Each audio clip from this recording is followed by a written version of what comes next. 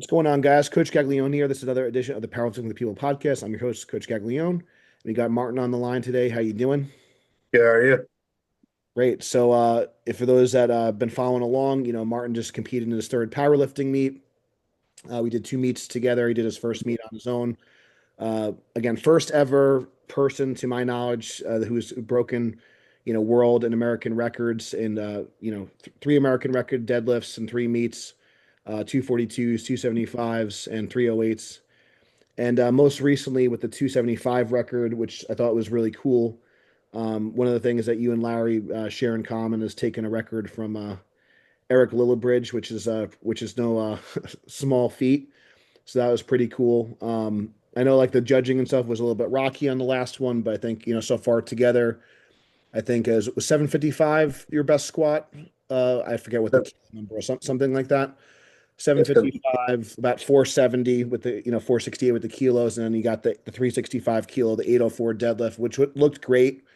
I thought that was super clean. So I want to kind of before we kind of recap some of the training and the meets, just want to like hear a little bit like do you have an athletic background? Like how'd you get into lifting? So tell us about that. Yeah, so I started playing basketball when I was younger. That was like the only athletic background I had. So just been playing basketball for I think I started at like 12 years old and all the way to like 16. Um, Not really much weight training, just really like, plyometrics, like banded exercises and stuff like that, but mainly just basketball playing for a few years. And then when did you start to get like serious into like weight training and like just lifting in general? So yeah, I started playing basketball because I hurt my ankle. I broke it twice, so then I decided just to quit it. Um, then I started the basketball court had a gym right next to it, so I started going to the gym. I was still doing the plyometric stuff, and then I started switching more to like a bodybuilding, and actually trying to put weight on because I was like 160 pounds, 150 pounds, and I knew I wanted to put on some weight. So for about two and a half years, because I started around 16 and a half. So 2.5 years was just doing pretty much bodybuilding, not really much interest in powerlifting. Like I was still watching the guys like, Larry, Eric Lillybridge, Dan Green and all of them. And especially like the newer guys as well too, like Jamal Brown or Derek. So I just want to pause for a second. So I know, I mean, I think a lot of people got into lifting with, especially probably your age, around your age for, from Larry and stuff. But I'm kind of curious too, like, how you kind of got included, I guess, tuned into like people, because like Dan Green and stuff, some people may not even like know who he is anymore just because he's been not really competing. So I'm just kind of curious, like, how you like stumbled across, like, were you like researching this? Did someone like kind of show you a So video or like, how did you? I was just kind of curious, like how you stumbled across some of those, especially some of the older guys. yeah, so I was so there would be like I remember it was like I was watching like Larry's videos because I used to watch them all the time. And then I remember in the YouTube recommendations was the backyard meet of the century with like Stan Efferding, Yeah, yeah, yeah. uh, That's cool. like Yuri, Kevin Oak, Yeah. all those guys. What's his name? George Lehman, and just like the atmosphere was, kind of like sucks you in and wants you to like actually compete. So I was watching that for a while, watched like all those meets, and then because in that time frame, I was starting to get somewhat into like only I was only really benching, but like I would go in bench like get elbow wraps, hip thrust, and only really focused on the bench number. And so I actually stumbled upon a video, and it was some kid going for a record because I only thought there was open all time world record. So I was like, I was just I went to open powerlifting and I was just seeing like what the age things was, and I was like, this is somewhat capable. And that's when I started getting into powerlifting, which was December and January. Yeah, and then what particularly like about like the, because I guess for people that don't like know, and like I think that it's really good to watch some of those videos because that was kind of like a lot of people don't know, like before like that time frame, before like the 2010 2012s, like raw lifting was like kind of its own thing. Before that was equipped lifting. So like the Lilla Bridges, Stan Efferding, Dan Green, they kind of like really pioneered what raw lifting was. And Um, for people that haven't kind of seen it, what about like the attitude of the lifters, the energy of the lifters that they brought to the platform? Like what kind of drew you in? Because for better or for worse, I just feel like, especially in certain meets and stuff, that the powerlifting is not it's just a different ball. It's different Yeah. now. I'd say it's a little bit more technical and the things. But anyways, what about like those meets kind of drew you in specifically in terms of the characters, the different types of energy the lifters brought, and those sorts of things. Well, I think it was more of like how competitive we were. Like I remember watching. It was Dan Green versus Yuri and Kevin Oak, and it kind of brings that like competitive nature when like I used to play basketball. And, you're doing a team versus a team, and it's so competitive. And like just watching those guys get so close number wise, and like the energy that they bring, especially like I think it's more of like the meets back then. The energy was even way more crazy. But then it just like brings the curiosity out of you to actually like try it. Cool. Yeah, I know. It's funny. I watched some of those things too, and like for me, you know, was watching the old West Side guys like Chuck Vogelpohl squatting 1,000, kind of getting really crazy. And um, I was pretty like reserved and kind of shy when I was younger, and but I wrestled, I played football and stuff, so I kind of watching some of those guys. It just kind of like I said, it kind of brings out like a different kind of competitive spirit and kind of it kind of does make you kind of curious of like what is your own kind of body like actually capable of, like could I do that? And I do think that like I said, for better or for worse, I think it's cool that there's a lot more people like yourself kind of coming into the sport early on.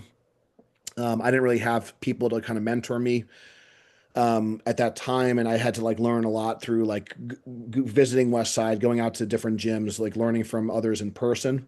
So there is a lot more information out there, which is cool. And I think that it's good to just kind of see like kind of where like kind of the sport came from, because ultimately I do believe that kind of that group of lifters really helped kind of put powerlifting kind of out there, and it is what it is today. So I guess so now you're kind of getting ready for your first meet.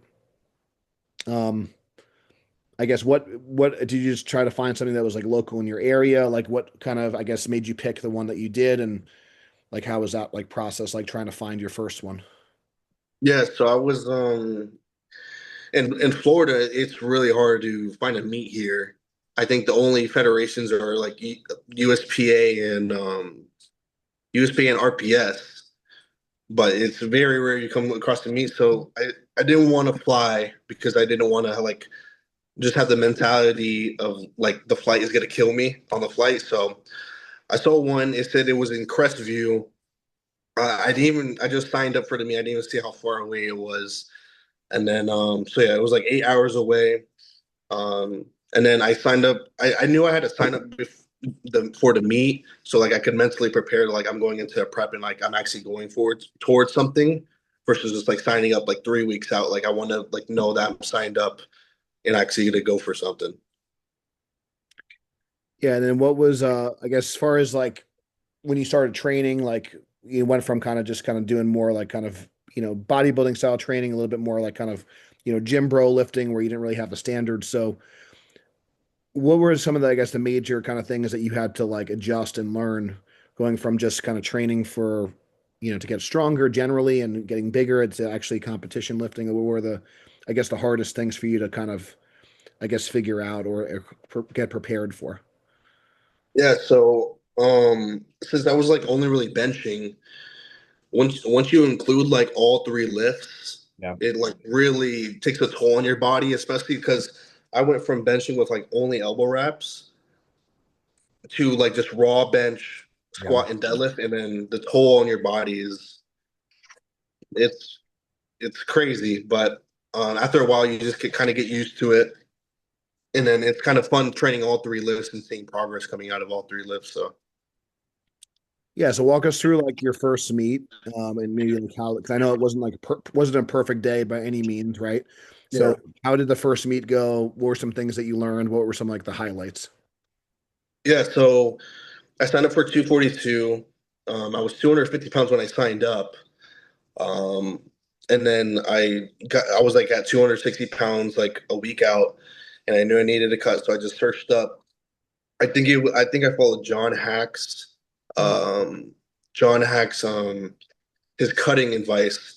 Because he posted something and it was like I pretty much did like a water load and water cut and I completely fucked it up. So a day out, I was 256 pounds. So Yeah. I had to cut 14 pounds. And I actually weighed in at 238 because my scale was messed up. Because I had like a 20-year-old scale. So the cutting process was horrible. I was just in a sauna suit. I didn't have access to a sauna. So I was doing a sauna suit and a hot bath and just doing like 5 minutes in, 5 minutes out, just because the hot bath is brutal. And then the sauna suit, I would just do 15 minutes in, 5 minutes out, and got to like 245 after like many hours of doing that, not eating, not drinking. Um, so did that, went to sleep, did it more in the morning, and then we had to drive 8 hours to Crestview. Um, and when I woke up, I was like 244. So I cut a little bit more water in the car and stuff like that, and it feels terrible. And then weighed in 238. Then I got back up to 260. Um, and actually, use pay is a 24-hour weigh-in, but I weighed in the second session and didn't know because I thought it said 8 a.m. and I thought 8 p.m. So I weighed in at 8 p.m. and then lifted at 8 a.m. So that's like a 12-hour window. Um, so yeah, 12-hour window. Came back in the morning, and then body was just feeling not the greatest, especially after the cut. You're cramping and stuff like that all the time. But went in, so I was going for the total and the deadlift record, which was 1836 was the total, and then 756 was the deadlift. So I knew I needed um, like pretty good numbers going into deadlift. So came out opener with 600, moved really good. This is when I was walking out too, Yeah. and then I did 650 for my second attempt, and I actually failed it because I just walked out, and then when I got to the hole, like I just felt so out of control. Um, and I'm not sure if that was like just the water weight because your body just feels unstable. And then third took 650 again, got it. Bench I think was the worst on the cut, but so I took my opener 424. Um, it moved okay, and I did 490 a week prior to that, so I thought like I was gonna bench 500. Um, then took my second attempt, 463, failed it. I took way too big of a jump, and then 463 again, failed it again. So I knew I needed 766 to get both of them, and I felt confident in that because I took 760 like 3 weeks prior to the meet. So opened up at I think I took 705, and then that was good. Took 733. It was a grind. Um, got it, and then I went for 766 and got it. And then that was the first meet. It wasn't perfect, but it was what I wanted to get. So And then what was it like? I guess was there? I know we were kind of maybe chatting a little bit here and there. Um, I guess maybe prior to that meet, we were kind of just had some conversations here and there. What was I guess? How did you know it was time to like kind of invest in a coach and seek out like a little bit more guidance? Like, was there anything in particular that that you felt like you needed, or that was that you were looking for, kind of going into the second and third competition? yeah, so I think just like I knew I needed a coach for like getting into the prep, just because I didn't really know what I was doing. I was just kind of going in there, um, especially like a couple weeks before out. Like I failed a bench, I failed a squat. Deadlifts were the only one that was going good. And it was just kind of hectic because I was switching from mixed grip to hook grip. I was switching from like a close stance to wide stance squat. And bench, I was switching like my grips all the time. So I didn't like really know what I was doing at that point. And like I was failing lifts in the gym and I wasn't really confident going in. And like I just knew I needed like a set program going into the next prep. So having Um, having the structure is like kind of important. And yeah. then was there anything in particular? So obviously, like, it was still like, a relatively kind of short time. I wanted to kind of assess your form. wanted to kind of also make sure that wasn't overloading you with too much like new information or doing things too drastically different. So I guess what were some things that you really felt like was helpful in terms of, because obviously there's a couple of things like the squat depth and stuff, which was something we discussed. We need to kind of work on that, and that's something where unfortunately it's going to be different meet to meet. But outside of that, as far as like I guess training wise, programming wise, was there anything in particular that you felt was like really beneficial or that like helped you feel more prepared like going into the contest? Because you had two like great performances, obviously, two really big deadlifts, two good totals. I know neither day was perfect by any means, but I think that I forget what it was, but you put like obviously over, and obviously adding the body weight helps, but you put like over 100 pounds in your total.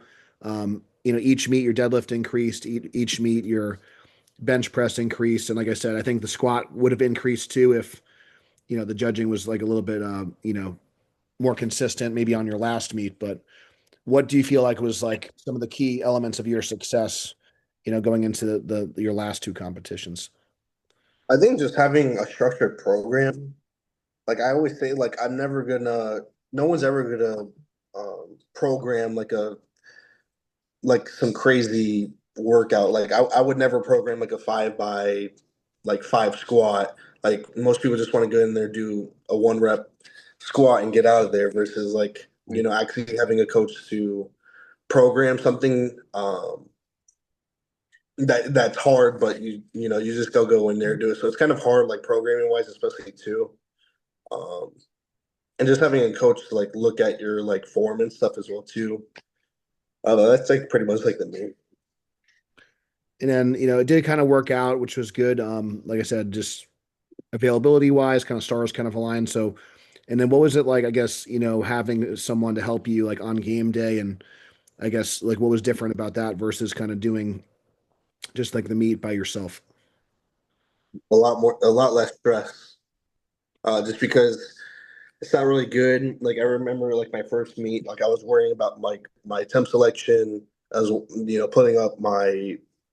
putting my own warm ups on and stuff like that, and just like the less things you could worry about, the better the meet will like run smoothly. If you could just have like only you um, think about actually lifting and going on a platform like that's the best thing, and not worry about uh, how many minutes am I out, how many like what warm ups do I need to do, what attempts I need to do now, and stuff like that. Because it's kind of sometimes the meet is like really hectic and fast, Yeah. so just having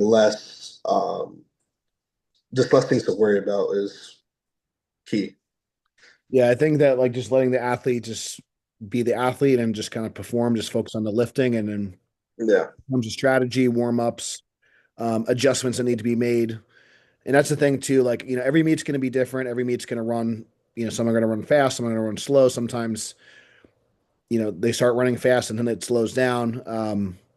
The judging conditions are going to be different. I'm sure you're kind of like learning that you got to kind of adjust to the strike zone for the people that, like I said, especially when it comes to squat depth and things of that nature. Sometimes, you may see one thing and the judge sees another thing. You have to kind of adjust on the fly, the pauses and stuff like that. Um, so in both cases, like, you've been really doing well on your deadlift. I guess like going into so you hit like a deadlift record on the second attempt, and you kind of missed. We were kind of like going for to increase the record, going for like a total. Kind of had a narrow miss there. Um, Going into like the next meet, you got the 800-pound deadlift off, monkey off your back, which is great. What was I guess kind of going through your head going into like the next competition in terms of like going into that last deadlift? Um, or I guess it wasn't your last deadlift, but going into so retrying 800 plus again, what was kind of going through your head at that moment for the third meet? Yeah. So I knew I had the strength for 804. I just like my form, especially on that second meet when I did the 811. Um, I knew I had this knee lockout issue that was really like affecting me. So I knew I had a couple weeks to prepare for that and like actually get 804. So I was just really trying on that. And for the first couple weeks, it was rough. Like I remember the first week coming back, I feel 700. Um, and then like just having like especially in like in a sumo deadlift, it's like more technical versus Yep. conventional. Because usually conventional, you could just go on the ground and just rip it, and you'll be fine. Versus sumo is so technical, so just like worrying about those things and being really technical. Um, and then the kilo plates also help too. It's kind of hard to manage since I train with pound plates. I don't have access to kilos, so it's a little bit more whippier. And I feel like I benefit more with the kilo plates, so they're a lot more stable. Yep. And that's huge, especially when you're trying to be so technical with a lift. So with the warm-ups, it felt really good. I changed my opener from 715 to 750, and that was like a pretty normal jump I usually do is like 750 to 800. So the 750 felt really good. I had no knee lockout issue, and then went to 804, and 804 actually felt really good. Um, and I felt like I have a little bit more, but I don't know why I did 832 after that. Um, but the 804 felt amazing. I couldn't ask for anything better. Like the no lockout issue, no knee lockout issue. Um, so yeah, it went really good. Yeah, I know. And sometimes like I think it is good, like if the meet, depending on the circumstance, like I always kind of say like when it comes to deadlifting, especially, like you got to like kind of see like where your subtotal is at, and then I'd say your deadlift opener is going to be something that you're going to probably change the most often, depending on like you were going for a specific number. Sometimes it's better off just to kind of save your energy. Sometimes like you know it's just there's different strategies. What I'm trying to say, and as long as you were kind of confident in it, at that you kind of secured a total at that point. At that point, also too, just because you kind of missed those squats on depth. It didn't, I don't want to say it didn't matter at that point, but at that point, like I said, strategy, you just want to kind of make sure you got that lift. And it looked great. I think there was no question. There was no doubt. Um, so one thing I wanted to also kind of, I think would be helpful for the listeners. Obviously, you're a younger lifter, you've got big aspirations. If someone's kind of like maybe starting out powerlifting, or if you could like get some advice yourself for starting out, like for a newer lifter, like what would you say some of the best advice you can kind of give them for someone that's maybe either doing their first meet or they're just getting started, in powerlifting? I mean, I actually got asked a couple questions like that. Like, I feel like the only thing you could do is see if you like it. Yeah. So I always tell people like just sign up for a meet and just see if you like it first. Like, that's never gonna change your mind. So, but I think most people really enjoy it. Like, I met a lot of people at the meet I just did in my first meet too, and this was their first meet and they really liked it. So, it's really cool trying to see people like starting to get into it as well too. And I feel like powerlifting is such a like a fun thing to do, especially meet wise. Go out there. You've been training for 12, whatever, however many weeks, and then you actually get to put the proof on the platform, and just have fun with other people, just trying to see how much juice you could squeeze out on the day, and then you do it with people, and the people are always like helpful in the warm up room, like especially with Gene last week, and like he's crazy, and you just meet those type of people. Yeah. Um, And I'm glad you guys connected. I'm glad, and that's like kind of, I guess, one of the benefits of I've been around. I kind of, I have friends and colleagues and stuff in like probably every state, so, but it's good. I'm very thankful to him. So if he ends up listening to this, just really appreciate him, kind of helping. And I think that's like, that is kind of a cool thing about powerlifting. I think for the most part, there's bad eggs, there's bad apples, in everything you do, but I think everyone's really supportive. They want to see you succeed. And I think that's great. And you can kind of cheer each other on and stuff. And obviously, when you're going head to head against someone, it's competitive to a point, and then like when the dust settles, you guys are friends, and people are kind of cheering each other on, and you're just going to kind of push each other to new heights. So I think that's great, and I'm glad that you had that opportunity, and I'm glad it went well, and I'm kind of really looking forward to see like what you can kind of do in the future. Um, where can I just want to also, I know as far as you have a YouTube channel, you have Instagram. If people want to kind of follow along on your training, where can they follow you? yeah, so my YouTube is just Martin McCabe V. And then my Instagram and TikTok is just manic_mar. And then, so I guess one thing I want to kind of like leave off on, definitely give, Martin a follow. I'm not sure if you've kind of thought about this a lot or whatever. So I know you kind of, got into this, watching Larry and many others. I guess like what is like, so you're not just competing, but you're starting to achieve some big records. Like I said, you took a record from Eric Lillibridge, which is a huge accomplishment, and I know that you're just starting.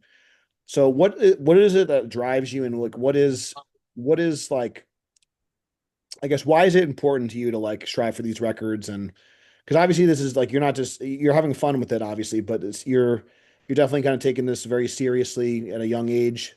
You're investing in coaching. You're kind of, working on dialing in your nutrition. You're really kind of mastering your technique.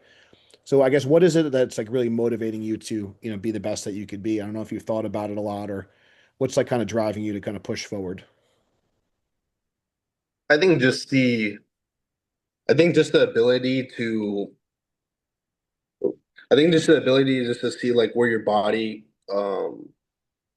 just like how much juice you can squeeze out of your body and like trying to if you have something to gun for, I feel like that's a huge thing too. Like if you'd never have a goal um to like achieve like I suggest anybody, especially in like their weight class categories, like that's what made me get into it. Looking at like an 18, 19-year-old record and saying, I might have a good chance at getting to this, even if it's just a state record or national record. It's a goal to actually gun for. Um, and just seeing how far you can push your body to, I think like that's a really cool thing to do as well. But mainly just like the goal of like actually taking like a record. Um, I think just comes with like someone's already done that before, so how far can you come close to that or just take it? Yeah, I think that you kind of use like an analogy of like an archer or something. Like it's really important that number one, there is a target, and then number two, like can they actually see the target? Yeah. Otherwise, you're kind of just shooting aimlessly, and sometimes it can kind of feel like um, you're kind of training with no direction, And like I said, it's interesting because some people just really like love training and they love just working out, and they're not like ultra competitive maybe. But I think for a lot of us, we're very numbers driven, and I think like something like open powerlifting, it could be good or bad. I think that sometimes Yeah. um, I think that it's important to have like a goal that is challenging for you and it excites you. Some people can kind of feel maybe defeated. I know, like it's really interesting. So like when I first met Larry, I had pulled a 700-pound deadlift for the first time, and that was like a really big, accomplishment for me. Like, I'm more of, squatting is my best lift. And then at same age as you, is at 19 years old, he did a 700-pound deadlift for three and it was ugly, but no coaching and just brutally strong. And then we kind of linked up after that, but it was just kind of like, I just kind of like wonder, if I, how far I would have taken things if I, if because we didn't really have a lot of this information like readily available and stuff, and I didn't really know how good or bad I was, when I was starting. But with that being said, I do think it's just good to have a goal, whether if someone's more competitive and they're gunning for like maybe a lofty record, or you just want to kind of see like what can my body do? Like, you're going for your first, two plates, three plates, four plates, five plates, whatever it is, or you just want to kind of increase your rank. I think that's kind of cool too, just to kind of see yourself kind of climb the ranks as well. But yeah, with a lot of these federations, you can kind of see the state records. A lot of some of these federations, um, you can establish if you're especially if you're like a masters lifter, you might be like just establishing a record. Someone your age. But there is definitely an influx of people like kind of under 25 competing, so it's an exciting time for powerlifting, and we're definitely kind Yeah. of looking forward to like following your journey and kind of seeing what you do, because I do believe um, you're a few spots ahead of kind of like where Larry was as a teenager, and we kind of like linked up around a similar time. So hopefully, if you stick with it as long as he did, you can kind of surpass him and then kind of leave your own legacy and leave your own mark. But I'm very excited because, like I said, it's been a very good start, and obviously, and I have a little bit more knowledge at this point than I did, because at this point I knew, yeah, I met Larry about 11 years ago, and then like he was, kind of competing for, a good 6, 7, 8 years, kind of on and off. And then, like I said, he went from like a 1,900-pound total, which is kind of, similar to, where you're at. You're a little bit ahead of him. You're closer to 2,000 now. And then He ended up with a 2370, which I, and again, if he didn't tear his callus on his last deadlift, I believe that he was good for 2400 on that particular day. So that was kind of like his, and that was, a Lillibridge record as well, the 308 record. So, but yeah, I'm Yeah. really excited to kind of see what you could do, my man. Definitely give Martin a follow. If this podcast helped you, please give it a 5-star review. Thank you so much for listening. Until next time, stay strong, and we'll see you soon.